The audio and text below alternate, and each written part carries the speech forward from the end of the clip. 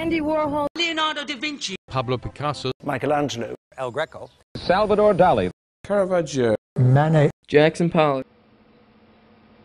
Στην ερώτηση ποιος ο αγαπημένος σας καλλιτέχνης, θα έπαιρνε κανείς πληθώρα απαντήσεων.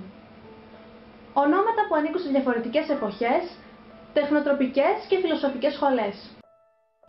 Ονόματα ευρέως ή και λιγότερο γνωστά. Αναμφισβήτητα όμως, ονόματα που θα έχουν όλα μια κοινή συνιστόσα. Θα είναι αντρικά.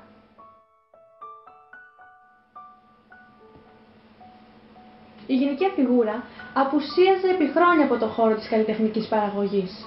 Και μόλις τις τελευταίες 3 δεκαετίες, κάποιες γυναίκες κατάφεραν να εισέλθουν δυναμικά σε αυτόν και να αναδειχθούν. Η ζυγαριά όμως εξακολουθεί να γέρνει υπέρ του αποκαλούμενου ισχυρού φύλου παρά το στεναρό αγώνα ορισμένων καλλιτέχνηδων των τελευταίων χρόνων. Και το ερώτημα που ανακύπτει εδώ είναι κατά πόσο οι αγώνες αυτοί έχουν ευοδοθεί. Και τελικά είναι σήμερα τα πράγματα καλύτερα σε σχέση με κάποια παλιότερη εποχή. Σίγουρα είναι καλύτερα.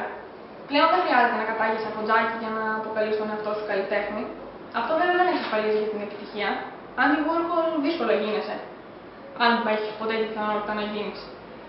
Γιατί είσαι στην Ελλάδα, γιατί είσαι γυναίκα, κανείς δεν ξέρει. Ανατρέφοντας τους καλλιτεχνικούς σεισμούς του 20ου αιώνα, θα έπεφτε κανείς σε πολλά γυναικεία ονόματα.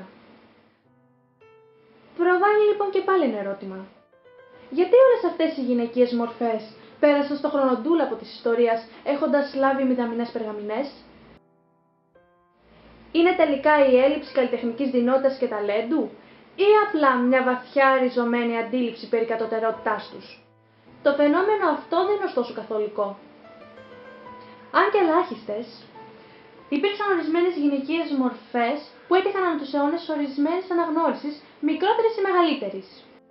Η ουσιαστική αρχή γίνεται στις αρχές του 20ου αιώνα, όταν ο Γκούσταβ Γκέφροι αναγνωρίζει τα κείμενά του τις 3 μεγάλες κυρίες του γαλλικού ιμπρεσιονισμού: τη Μέρι Κασάτ, την Μπέρ Μοριζό και τη Μαρί Μπράκμον.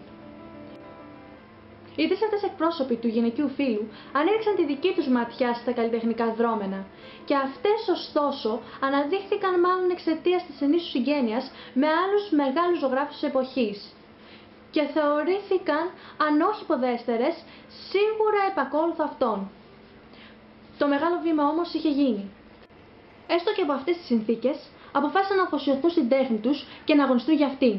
Κάτι όμως που ακόμα και σήμερα φαντάζει μάλλον δύσκολο. Είναι όμως τελικά έτσι? Η ζωή του καλλιτέχνη θέλει απόλυτη αφοσίωση. Τρέχουν όμως και θέματα επιβίωσης. Όποιον και να ρωτήσεις, λίγοι και ιδιαίτερα λίγες θα το επέλεγαν. Ίσως είναι και θέμα κοινωνικών συνθηκών. Αν έχεις την οικονομική δυνατότητα να αφοσιωθείς πραγματικά σε αυτό, μπορείς να το κάνεις. Αν όμως όχι.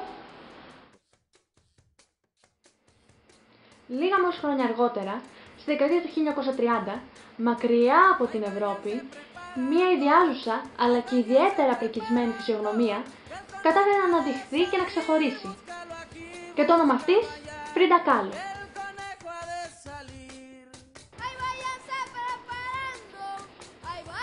Παντρεμένη με τον επίσης γνωστό καλλιτέχνη Διέγκο Ριβέρα, παρέμεινε σε όλη τη διάρκεια της ζωής της σχεδόν γνωστή ως η γυναίκα του και μόνο. Η ιστορία ωστόσο τη δικαίωσε, τοποθετώντας το όνομά της στον κεντρικό κορμό των καλλιτεχνικών εξελίξεων του 20ου αιώνα.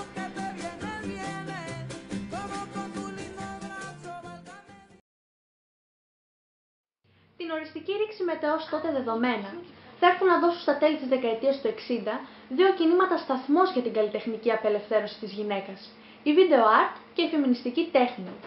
Από τη μία, η video art από τα πρώτα κιόλας βήματά της έδωσε στις γυναίκες το μέσο για να εκφραστούν άμεσα και ευθέως απέναντι στην κοινωνία. Μια βιντεοκάμερα απέναντί τους και ο καθένας θα μπορούσε να ακούσει αυτό που ήθελαν να εξωτερικεύσουν: την οργή, την αγανάκτησή τους απέναντι στην ανδρική κυριαρχία, τις ιδέες και τις ανησυχίες τους.